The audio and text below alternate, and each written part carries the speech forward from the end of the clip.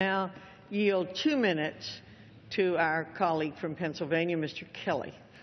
The gentleman from Pennsylvania is recognized for 2 minutes. I thank the gentlelady. Mr. Speaker, I was in my office watching the debate, and I thought, well, if I really thought I was innocent, if I really thought there was nothing that really went with what the other side is claiming, if I really thought I needed to wipe the slate clean, if I really thought that sunlight is truly the best antiseptic, and forget about the organization, let's talk about the act. This is one of the most repulsive things you can watch. It turns your stomach to see our listen, little boys and little girls being dissected and being sold. It's a criminal activity. So my question comes down to, and if you read rules for radicals, the best way to counteract a charge against you is to go after those who are attacking you and make them the bad person.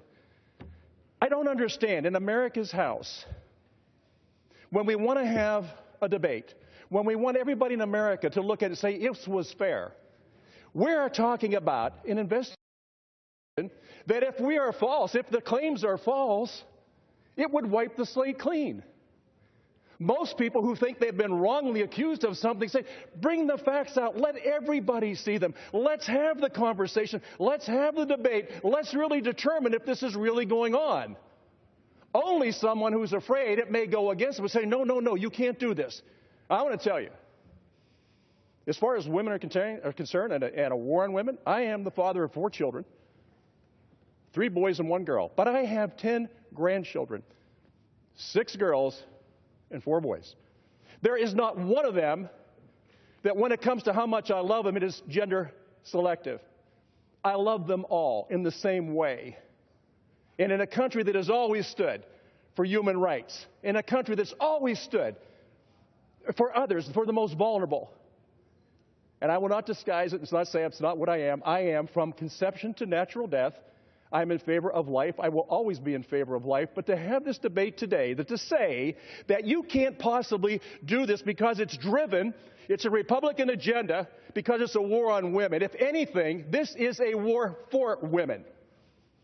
We have got to protect these people. And if there's anything that's a preemptive strike in the war on women, it's gender-selective abortion. Gentleman's time has expired. I yield the gentleman an additional minute. Gentleman's recognized for 1 minute. Thank you, gentlelady. I would just ask all members, not as Republicans and not as Democrats, but members of the human race, and for a House that just abhors what's going around the world and saying this is horrible what's going on, and we won't ever let this happen in our country.